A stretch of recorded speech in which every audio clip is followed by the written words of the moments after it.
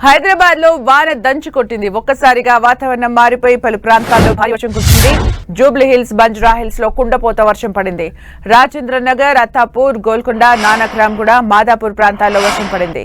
అటు Kondapur, hitech city, శేర్లింగంపల్లిలో దంచి కొట్టింది. భారీ వర్షానికి పలు ప్రాంతాల్లో రోడ్లపైకి వరద నీరు వచ్చి చేరింది. గోల్కొండ పరిధిలో 5.5 సెంటీమీటర్ల వర్షపాతం నమోదైంది. లంగార్ హౌస్ లో 4.5 సెంటీమీటర్లు, జూబ్లీ హిల్స్, అత్తాపూర్ లో 3 సెంటీమీటర్ల వర్షపాతం నమోదైంది. వరద ప్రభావిత ప్రాంతాల్లో డీఆర్ఎఫ్ సిబ్బంది సహాయక చర్యలు ప్రారంభించారు.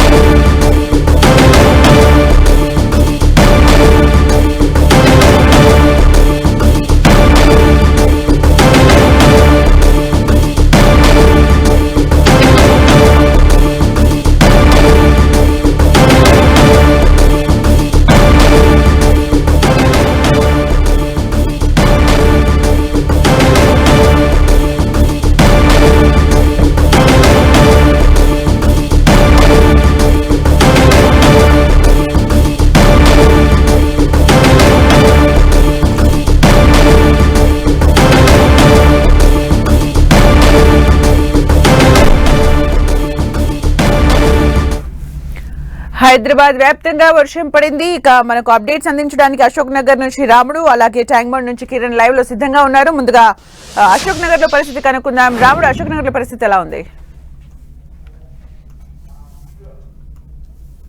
హైదరాబాద్ నగరంలో కురిసినటువంటి వర్షం కారణంగా వివిధ ప్రాంతాల్లో ఎక్కడైతే ఉంటాయో అక్కడ రోడ్లపైన నీళ్లు నిలిచిపోవడం కారణంగా హైదరాబాద్ నగరంలో సిటిజన్స్ అయితే ఇబ్బందులు పడుతున్నారు. వాహనదారులందరూ కూడా అనేక ప్రాంతాల్లో ట్రాఫిక్ ఇబ్బందులకైతే గురవుతున్నటువంటి పరిస్థితి ఉంది. ఇప్పుడు మనం అశోక్ నగర్ వద్ద ఉన్నాము. చూడొచ్చు, పైనుంచి స్టీల్ బ్రిడ్జ్ ఉంటుంది, కింద నుంచి వాహనాలు చాలా తక్కువగా వస్తాయి. అయినప్పటికీ ఈ విధమైనటువంటి ట్రాఫిక్ ఇబ్బందులు అయితే కొనసాగుతున్నాయి. కొద్దిసేపటి క్రితం వరకు అసలు ఇట్లకెళ్ళి వాహనాలు వెళ్ళడానికి వీలు లేనటువంటి పద్ధతిలో నీళ్లు నిలిచిపోయాయి. కేవలం పెద్ద పెద్ద వాహనాలు మాత్రమే వెళ్ళాయి. 2 వీలర్స్, అదేవిధంగా ఆటోలు కొంత ఇబ్బందులు పడుతూ వెళ్ళినటువంటి పరిస్థితి ఉంది. కానీ ఇప్పటికీ ఇదే విధమైనటువంటి ఇబ్బందులు కొనసాగుతున్నాయి. కొద్దిసేపటి క్రితం జిహెచ్ఎంసీ డిఆర్ఎఫ్ టీమ్స్ కు సంబంధించినటువంటి మాన్సూన్ ఎమర్జెన్సీ బృందాలు వచ్చి ముందు మనం చూస్తున్నటువంటి ఆ ప్రాంతంలో ఉండేటువంటి ఏదైతే మ్యాన్హోల్ ఉంటుందో దాన్ని కొంచెం క్లియర్ చేశారు. దాంతో కొంత వరద నీరు అయితే వెళ్ళిపోయింది. కానీ ఇంకా వరద నీరు ఇదే విధంగా నిలిచిపోయి ఉంది. దాంతో తీవ్రమైనటువంటి ట్రాఫిక్ ఇబ్బందులు అయితే ఇక్కడ కొనసాగుతున్నాయి. ఇదే పద్ధతిలో సిటీలో ఉండేటువంటి దాదాపు 50 నుంచి 60 ప్రాంతాల్లో ఇదే విధమైనటువంటి పద్ధతిలో వరద నీరు నిలిచిపోయినట్టుగా జిహెచ్ఎంసీకి ఫిర్యాదులు వచ్చాయి. ఆ ప్రాంతాల్లో అవసరమైనటువంటి సిబ్బందిని నియమించి అక్కడ వాళ్ళన్నీ కూడా వాటినన్నింటినీ క్లియర్ చేయడానికి చూస్తున్నారు.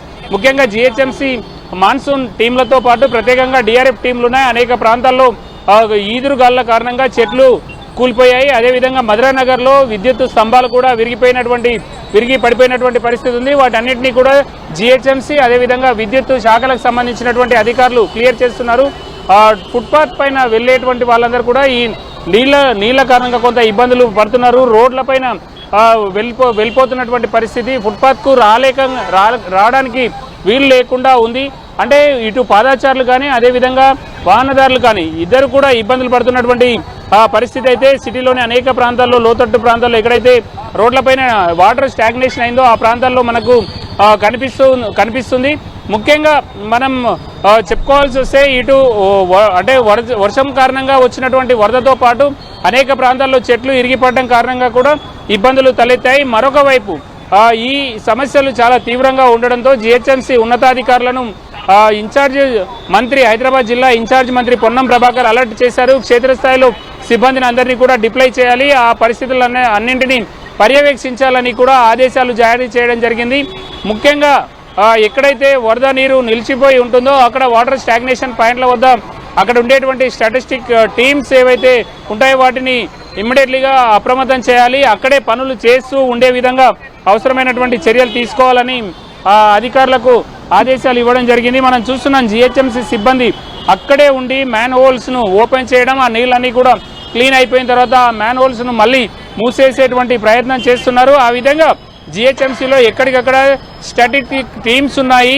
మాన్సూన్ ఎమర్జెన్సీకి సంబంధించి ఆ టీమ్స్ ఎప్పటికప్పుడు పనులు చేస్తున్నప్పటికీ వరద చాలా ఎక్కువగా రావడం మనం చూస్తే దాదాపు గంట వ్యవధిలో 5 నుంచి 6 సెంటీమీటర్ల వరకు వర్షపాతం నగరంలోని చాలా ప్రాంతాల్లో నమోదైంది.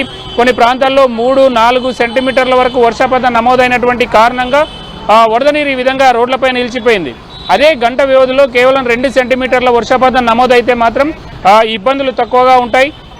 వరద నీరు వచ్చిన చినుకు వచ్చినట్టుగా నాలాలోకి వెళ్ళిపోవడం కోసం అవకాశం ఏర్పడుతుంది.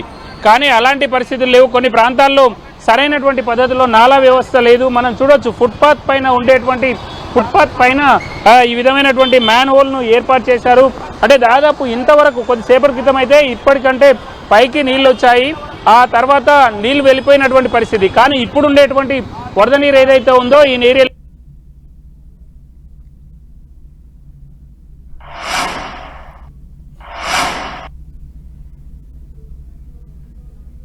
కొద్దిసేపటి క్రితం వాళ్ళు వచ్చి దాన్ని ఆ వాటర్ ను అటు ఇటు పంపించే విధంగా స్పీడ్ గా ఈ వాటర్ లో మూవ్ చేశారు, తమ కార్ ని మూవ్ చేశారు. అయినప్పటికీ అది ఇంకా క్లియర్ కానటువంటి పరిస్థితి. మరొక 30 నిమిషాల నుంచి 60 నిమిషాల వరకు పరిస్థితి అయితే ఇక్కడ ఇదే విధంగా ఉండేటువంటి పరిస్థితులు కనపడుతున్నాయి. నగరంలో ఎక్కువగా వర్షపాతం ఇటు గోల్కొండ అదే విధంగా ఆసిఫ్ నగర్ ప్రాంతాల్లో ఎక్కువగా నమోదైంది. దాంతో పాటు ముఖ్యంగా చూస్తే ఇటు ఏదైతే ఐటీ ఏరియా ఉందో ఐటీ ఏరియాలో కూడా మాదాపూర్, గచ్చిబౌలి, షేర్లింగంపల్లి ప్రాంతంలో ఎక్కువగా 4 నుంచి 5 సెంటీమీటర్ల వరకు వర్షపాతం నమోదైంది.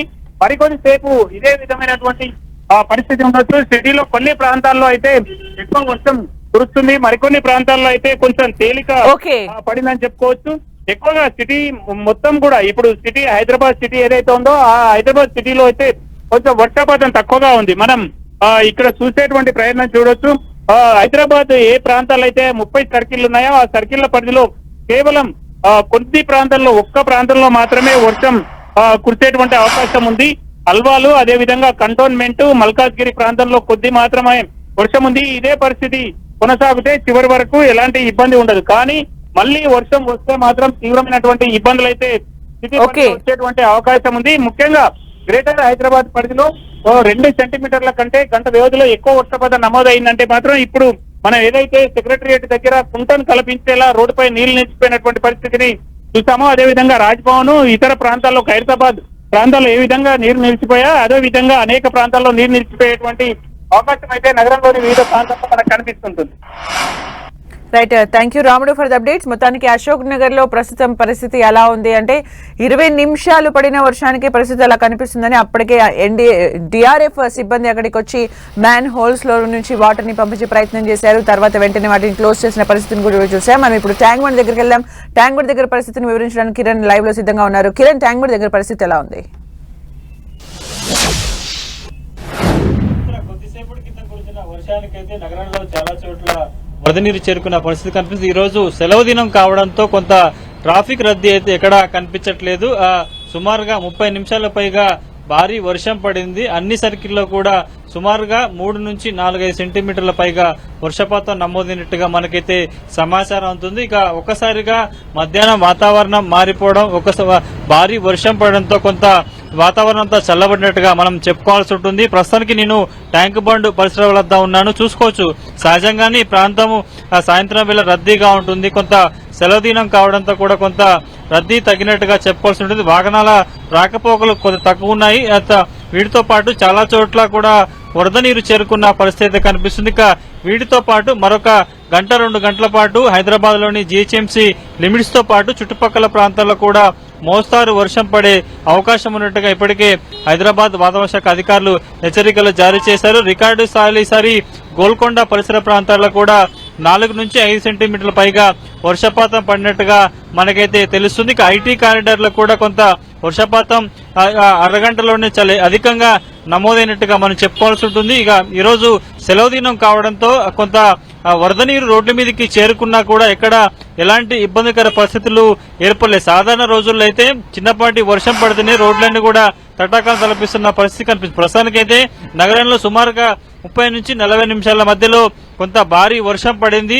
ఒక చోట ప్రారంభమై నగరం అంతా కూడా విస్తరించిన పరిస్థితి కనిపిస్తుంది. సుమారుగా గంట పాటు జీహెచ్ఎంసీ అన్ని సర్కిళ్లతో పాటు చుట్టుపక్కల ప్రాంతాల్లో కూడా వర్షం పడిన పరిస్థితి కనిపిస్తుంది. ఇప్పటికే వర్షాకాలం సీజన్ నేపథ్యంలో ఇటు హైదరాబాద్ ట్రాఫిక్ పోలీసులతో పాటు జీహెచ్ఎంసీ అటు వివిధ శాఖల సిబ్బంది కూడా అప్రమత్తంగా ఉన్నారు. ఎప్పుడైనా భారీ వర్షం పడ్డా కూడా నగర ప్రజలకి వాహనదారులకి ఎలాంటి ఇబ్బందులు కలగకుండా ఉండేందుకు ఇప్పటికే పక్కా ప్రణాళికలు కూడా సిద్ధం చేశారు. ఎక్కడైతే వరద నీరు చేరే ప్రాంతాలు లోతట్టు ప్రాంతాలను గుర్తించి జరిగింది అక్కడ వెంటనే స్థానికులు సమాచారం ఇస్తే వెళ్లి వాటిని వరద నీరు తొలగించే విధంగా ఒక క్షేత్రస్థాయిలో కూడా ఏర్పాట్లు చేయడం అయితే జరిగింది. కాబట్టి గత ఏడాది అనుభవాలను దృష్టిలో పెట్టుకుని ఈసారి ఎలాంటి ఇబ్బందులు కలగకుండా వర్షాకాలం సీజన్ లో కూడా చాలా పకడ్బందీగా ఇటు జీహెచ్ఎంసీ హైదరాబాద్ ట్రాఫిక్ పోలీసులు హైదరాబాద్ పోలీసులు పూర్తిగా లాండర్ పోలీసులు కూడా చాలా సమన్వయంతో పనిచేస్తున్నట్టుగా మనమైతే చెప్పుకోవాల్సింది. సుమారుగా గంటన్నర పాటు హైదరాబాద్ అంతటా కూడా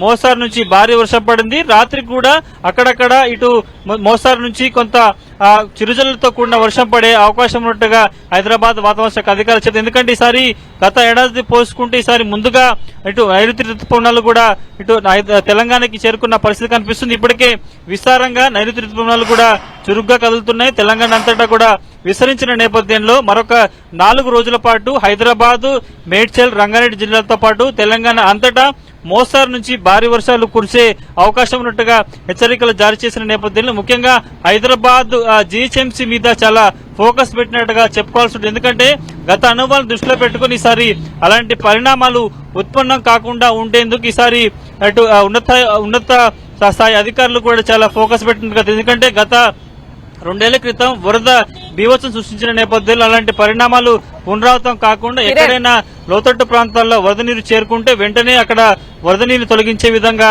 సహాయక చర్యలు ఏర్పాటు చేయడం, అదేవిధంగా హుసేన్ సాగర్ పరిసర ప్రాంతాల్లో కూడా వాటి మూసీకి వెళ్లే కాలువల్లో కూడా ఇప్పటికే రక్షణ కూడా నిర్మించిన నేపథ్యంలో కూడా ఈసారి కొంత వర్షాకాలం సీజన్ లో గత ఏడాది చోటు చేసుకున్న పరిణామాలు ఉత్పన్నం కావనే అభిప్రాయాలు కూడా వ్యక్తం చేసిన పరిస్థితి కనిపిస్తుంది. వరుసగా సమీక్షా సమావేశం నిర్వహిస్తున్నారు ఇప్పటికే జీహెచ్ఎంసీ ఉన్నతాధికారులు.